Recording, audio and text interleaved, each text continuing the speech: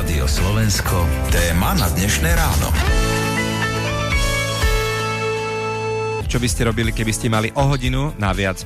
Cez víkend sa posúva čas, tú hodinu dostaneme, ale nie samozrejme nejakým takým prirodzeným spôsobom, ale keby to bola realita a deň mal odrazu 25 hodín, čo by ste robili? Napísal nám Miro, tak tá hodina navyše každý deň by určite mala všestranné využitie. U mňa by to bol určite relax od vykonávania rôznych domácich prác, aj tých kutilských, cez všestranné venovanie sa rodine až po jednoduché sledovanie televízie, čítanie kníh či iná samozábava. Samozrejme, že sem patrí aj príroda, to znamená rôzne prechádzky či športovanie. Tak Miro, vy ste dobrý príklad. Sú ľudia, ktorí by namiesto toho radšej hodinu pracovali. A keď som sa rozprával s Janom Benkom z nového online pracoviska Hlavičky.sk, tak ma zaujímalo, či sa vôbec dá získať takáto hodina navyše aj bez toho, aby sa čas posúval.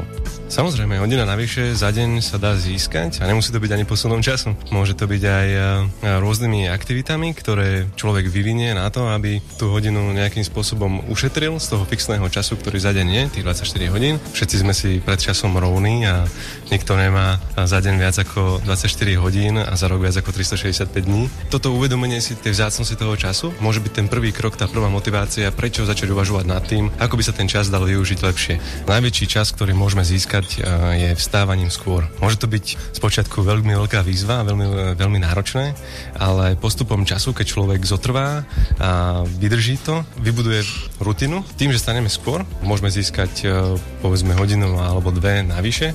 A je to dané tým, že priemerný človek stáva medzi 6 a 7 hodinou ráno, ale človek v dospelom veku potrebuje priemerne tak 7 hodín na regeneráciu tela, aby mohol byť na druhý deň efektívny, aby mohol sa regenerovať cez noc.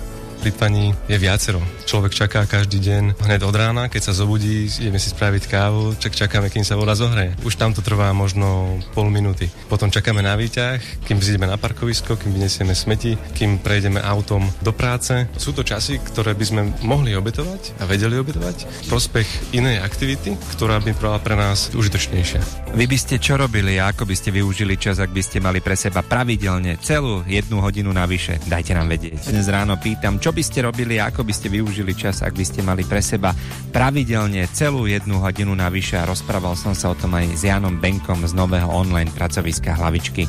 Jednak to môžeme venovať buď práci, rozvíjame aj samého seba, ale aj nám to dáva nejaké vnútorné naplnenie, alebo sa to dá využiť aj tak, že by sme ten čas venovali svojim blízkym, napríklad svojim deťom, manželke, rodičom a osobne sa s nimi stretli, prípadne spravili pre nich nejakú službičku, nejakú pomoc, pretože podvedome človek si viacej cení, keď mu niekto venuje čas, ako keď mu niekto venuje napríklad peniaze. No a môžete nám aj vy venovať čas a napísať nám, čo by ste robili, ak by ste dostali hodinu denne, len tak, z ničoho nič, a deň by mal 25 hodín.